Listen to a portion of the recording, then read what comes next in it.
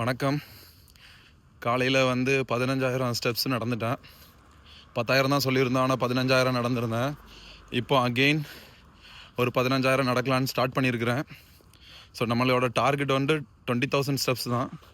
இப்போ நான் அகெயின் 15,000 இப்போவும் நடந்தேன்னா நம்மளுக்கு 30,000 ஸ்டெப்ஸ் ரீச் ஆயிடுவோம். ஓகே, பார்ப்போம் நம்ம எப்படி நடக்க முடியுதா என்னன்னு பார்ப்போம். காலெலாம் பயங்கரமாக வலிக்குது.